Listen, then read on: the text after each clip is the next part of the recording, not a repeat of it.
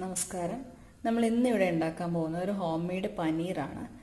പലപ്പോഴും പനീർ വാങ്ങിക്കാൻ ചിലപ്പോൾ കിട്ടില്ല, അല്ലെങ്കിൽ ഡേറ്റ് കഴിയാറായത്, ചിലപ്പോൾ നമുക്ക് അതിൻ്റെ ടേസ്റ്റ് ഇഷ്ടാവില്ല, ചിലപ്പോൾ ഒരു ബ്രാൻഡ് വേണമെന്ന് വെച്ച് പോകും, അത് കിട്ടില്ല. അപ്പോൾ അങ്ങനെയൊക്കെ ഉള്ളപ്പോൾ നമുക്ക് എളുപ്പത്തിൽ വീട്ടിൽ തന്നെ പനീർ ഉണ്ടാക്കിയെടുക്കാം. ശരിക്കും പറഞ്ഞാൽ നമ്മൾ കടയിൽ നിന്ന് വാങ്ങിക്കുന്നതിനേക്കാൾ ടേസ്റ്റാണ് വീട്ടിൽ ഉണ്ടാക്കിയ പനീർ ചെയ്യുകയാണെങ്കിൽ. അപ്പോൾ അതിന് എന്താ ചെയ്യേണ്ടതെന്ന് വെച്ചാൽ, ഞാനിപ്പോൾ ഇവിടെ ഒരു 2 ലിറ്റർ പാല് തിളപ്പിക്കാൻ വെച്ചിട്ടുണ്ട്. പാല് സെലക്ട് ചെയ്യുമ്പോൾ കട്ടിയുള്ള പാല്, അതായത് സ്കിംഡ് മിൽക്കൊന്നുമല്ല, ഡബിൾ ടോണ്ടൊന്നും അല്ലാത്ത നല്ല കട്ടിയുള്ള പാല്, മിൽമയുടെ കട്ടി പാലുണ്ടല്ലോ, അത് വാങ്ങിക്കുക. അത് വാങ്ങിച്ച ശേഷം നമുക്ക് ഈ പാല് തിളയ്ക്കാൻ വയ്ക്കുക. പാല് തിളപ്പിക്കണം എല്ലാവർക്കും അറിയാം. അത് ഇളക്കി കൊടുക്കണം, ഇടയ്ക്കിടയ്ക്ക് അടിയിൽ പിടിക്കരുത്. കാരണം 2 ലിറ്റർ ഉണ്ട്, നമ്മളത് ഇളക്കി കൊടുത്ത് തിളപ്പിക്കുക. ഇത് തിളച്ച ശേഷം വീണ്ടും 2 മിനിറ്റ് നമ്മൾ കൈ എടുക്കാതെ ഇളക്കി തന്നെ തിളപ്പിക്കുക. അപ്പോഴാണ് ആ കൊഴുപ്പ് നന്നായിട്ട് കൊഴുത്ത് വരുള്ളൂ. തിളച്ച് കഴിഞ്ഞിട്ട് കാണിക്കാം. പാല് ഇടയ്ക്ക് ഇളക്കി കൊടുക്കാൻ മറക്കരുത്. ആ സമയം കൊണ്ട് നമുക്ക് നാരങ്ങ പിഴിഞ്ഞ് വയ്ക്കാം. ഞാനിപ്പോൾ ഇവിടെ ഒരു 4 നാരങ്ങ പിഴിഞ്ഞുണ്ട്. അതിനകത്തേക്ക് ഒരു 1.5 ടീസ്പൂൺ വെള്ളം ഒഴിച്ചിട്ടുണ്ട്. ഒത്തിരി പുളി തോന്നാതിരിക്കാൻ വേണ്ടിയിട്ടാണ് അങ്ങനെ ചെയ്തിരിക്കുന്നത്. ഇനി അതുകൂടാതെ നമുക്ക് ഇത് അരിക്കാൻ വേണ്ടി, പനീർ അരിച്ചെടുക്കാൻ വേണ്ടി ഇങ്ങനൊരു സംവിധാനം ചെയ്ത് വയ്ക്കാം. ഇത് സാധാരണ വെള്ള മുണ്ടിൻ്റെ തുണിയാണ്, കോട്ടൺ തുണി വേണം, അല്ലെങ്കിൽ ഈ ചീസ് ക്ലോത്തൊക്കെ വാങ്ങിക്കാൻ കിട്ടും. പക്ഷേ ഇപ്പോൾ ഞാൻ ഇതാണ് യൂസ് ചെയ്യാറുള്ളത്. ഈ തുണി, പിന്നെ നമ്മുടെ ഒരു സ്ട്രെയിനർ, നമ്മൾ അരിയൊക്കെ വാർക്കുന്ന സ്ട്രെയിനർ, അതിൻ്റെ താഴെ ഒരു ചെരുവം വയ്ക്കുക. ചെരുവത്തിനകത്ത് സ്ട്രെയിനർ വയ്ക്കുക. എന്നിട്ട് ഈ തുണി നന്നായി വിരിച്ചിടണം. അതിന് മുമ്പ് ഈ തുണി ഒന്ന് നനച്ചിട്ട് വേണം വിരിച്ചിടാൻ. അപ്പോൾ നമുക്കൊന്ന് നനച്ച് കൊണ്ടുവരാം. ഇന്ന് പാലിവിടെ തിളച്ചു തുടങ്ങിയിട്ടുണ്ട്. അപ്പോൾ അത് പാടെ ചൂടാൻ സമ്മതിക്കരുത്. നമ്മൾ നന്നായി ഇളക്കി കൊടുത്ത് 2 മിനിറ്റ് അത് ശരിക്കും തിളപ്പിച്ചെടുക്കുക.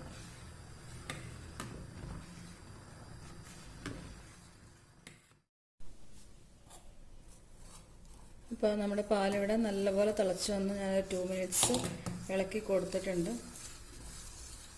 ശരിക്കും തിളച്ചിട്ടുണ്ട്. 2 മിനിറ്റ് തിളക്കി കൊടുത്ത് ഇനി തീ ഓഫ് ചെയ്യാം.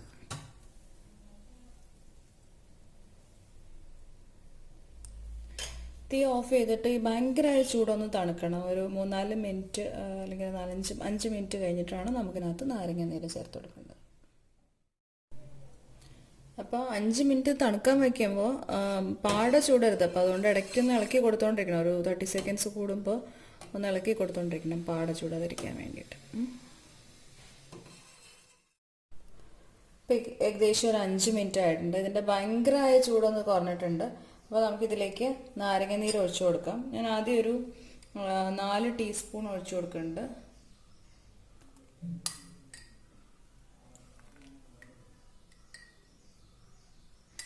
ഇപ്പോൾ 2 ടീസ്പൂൺ ഒഴിച്ചിട്ട് നമുക്കൊന്ന് പതുക്കെ ഇളക്കി നോക്കാം. പതുക്കെ ഇളക്കിയാൽ മതി, ഒത്തിരി അങ്ങ് സ്റ്റെർ ചെയ്യേണ്ട ആവശ്യമില്ല. വീണ്ടും ഒരു 2 ടീസ്പൂൺ ഒഴിച്ചു കൊടുക്കാം.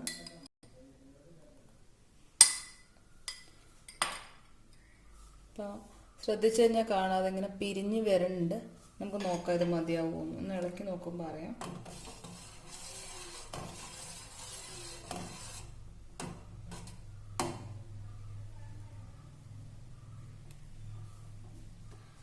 കുറച്ചും കൂടി വേണം, കാരണം അത് വിട്ട് പോരുന്നൊരു പരുവം വരെ നമുക്ക് നാരങ്ങ നീര് ചേർക്കണം. അപ്പം ഞാൻ 1 സ്പൂൺ കൂടി ചേർത്ത് വെക്കാണ്.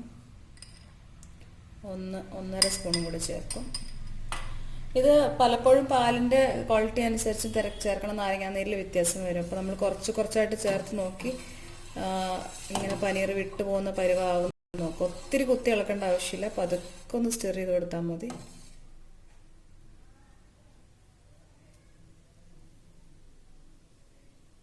കുറച്ചും കൂടെ വേണം.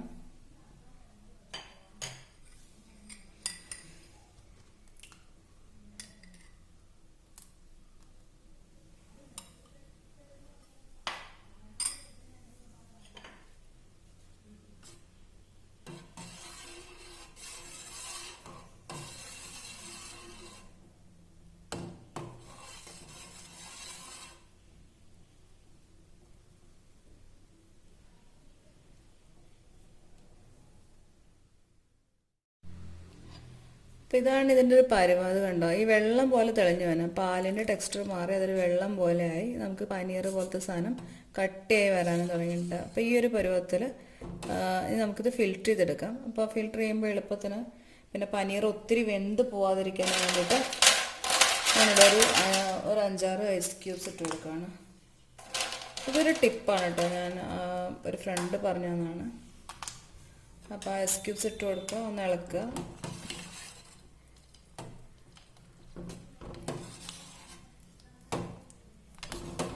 കണ്ടോ, നന്നായി പിരിഞ്ഞ് വന്നിരിക്കണ കണ്ടോ. ഇനി ആക്ച്വലി ഈ വെള്ളം ശരിക്കും പറഞ്ഞു കഴിഞ്ഞാൽ നല്ലതാണ്. ഇത് ചിലരത് ചപ്പാത്തിക്ക് കുഴയ്ക്കാൻ, നോർത്ത് ഇന്ത്യൻസൊക്കെ പനീർ ഉണ്ടാക്കി മാറ്റി ഒരു പാത്രത്തിൽ ചപ്പാത്തിയൊക്കെ കുഴയ്ക്കും. നമുക്കിത് പതുക്കെ ഒന്ന് ഒരു 2 മിനിറ്റ് കഴിഞ്ഞിട്ട് ഒന്ന് ഫിൽറ്റർ ചെയ്തെടുക്കാം.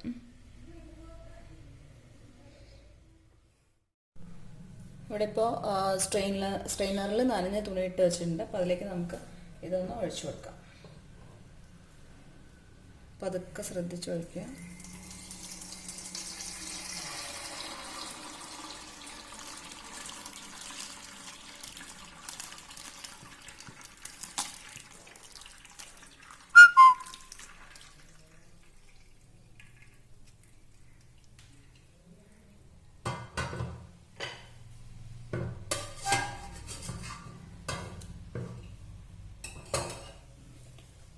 ഇനി ഇത് ജസ്റ്റ് വെള്ളം നന്നായി വാർന്നു പോകണം. അപ്പോൾ അതിന് വേണ്ടിയിട്ട് നമുക്കിതൊന്ന് വെയിറ്റ് വെക്കണം. ഇതൊരു 5 മിനിറ്റ് നോക്കുമ്പോഴത്തേക്കും വെള്ളം നന്നായി പോകുന്നുണ്ടാവും. ഈ തുണി ഒന്ന് എടുത്തിട്ട് വേണമെങ്കിൽ ഒന്ന് പ്രസ് ചെയ്ത് കൊടുക്കാം. അതിനുശേഷം നമുക്കിതിൻ്റെ പുറത്ത് വെയിറ്റ് വെക്കണം. കാണിച്ചു തരാം.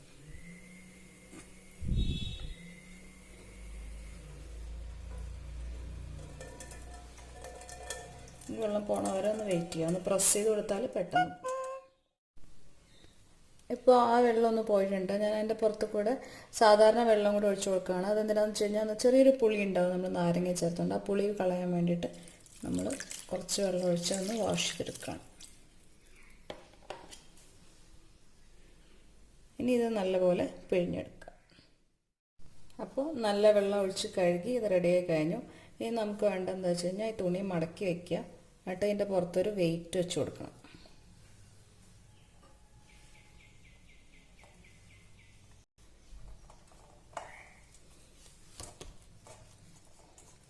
ഒരു സ്ക്വയർ ഷേപ്പിൽ വരാൻ പാകത്തിന് നമ്മളൊന്ന് സെറ്റ് ചെയ്തിട്ട് വെയിറ്റ് വെച്ച് കൊടുക്കുക.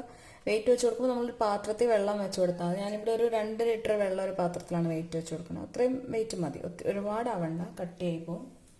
ഒരു 2 ലിറ്റർ വെള്ളം ഇവിടെ ഇങ്ങനെ വെയിറ്റായിട്ട് വെച്ച് കൊടുക്കുക.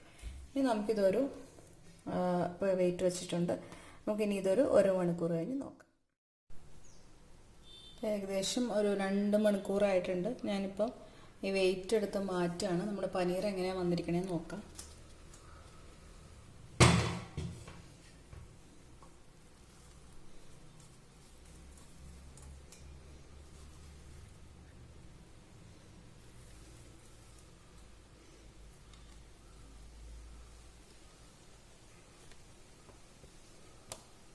അപ്പം ഇങ്ങനെയാണ് വന്നേക്കണത്.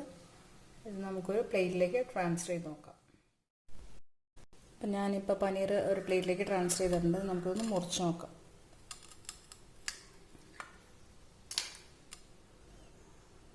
കണ്ടോ, നല്ല കടയിൽ നിന്ന് വാങ്ങുന്ന പോലെ തന്നെ നല്ല പനീറായിട്ടുണ്ട്. നമുക്ക് മുറിച്ച് ക്യൂബ്സായിട്ട് മുറിച്ച് ഫ്രിഡ്ജിൽ വയ്ക്കാം. അല്ലെങ്കിൽ ഇങ്ങനെ തന്നെ വച്ചിട്ട് നമുക്ക് ആവശ്യത്തിനനുസരിച്ച് മുറിച്ചെടുത്താൽ മതി. ഇതാ, ചിലപ്പോൾ അത്ര പെർഫെക്റ്റ് ഷേപ്പൊന്നും ആയി വരില്ല. ചിലപ്പോൾ കറക്റ്റായിട്ട് കിട്ടും, ചിലപ്പോൾ ഒരു ഇത്തിരി ഷേപ്പ് വ്യത്യാസമൊക്കെ ഉണ്ടാകും. പക്ഷെ എന്നാലും ടേസ്റ്റ് നല്ലതാണ്. വളരെ സോഫ്റ്റാണ് ഇത്. കണ്ടോ, വളരെ സോഫ്റ്റാണത്, വളരെ സോഫ്റ്റാണ്. നമുക്ക് ബാക്കി പനീറും കൂടെ മുറിച്ചെടുക്കാം.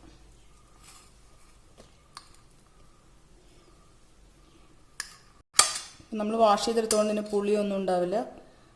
നമുക്ക് നോർമൽ പനീർ കറി വയ്ക്കുന്ന പോലെ പനീർ ഏതെങ്കിലും ഒരു പനീർ റെസിപ്പി നോക്കി ചെയ്യാവുന്നതാണ്. സോ എല്ലാവരും ട്രൈ ചെയ്ത് നോക്കുക.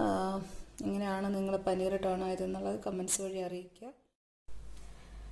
ഞാനിപ്പോൾ ഇത് കട്ട് ചെയ്തെടുത്തു. ഇനി നമുക്കിത് ഫ്രിഡ്ജിൽ സ്റ്റോർ ചെയ്ത് വെക്കാം. അപ്പോൾ അളന്ന് നോക്കിയപ്പോഴത്തേക്ക് ഏകദേശം ഒരു 290 ഗ്രാം 300 ഗ്രാമിനടുത്ത് പനീർ കിട്ടിയിട്ടുണ്ട്. 290 ഗ്രാമാണ് എനിക്ക് കിട്ടിയത്. അപ്പോൾ നമ്മൾ എന്തായാലും വാങ്ങിക്കുന്നതിനേക്കാളും ലാഭമാണ്, കുറച്ചുകൂടി ഫ്രഷുമാണ്, ടേസ്റ്റ് വൈസും നല്ലതാണ്. തീർച്ചയായിട്ടും എല്ലാവരും ഒന്ന് ട്രൈ ചെയ്ത് നോക്കുക. Thank you for watching.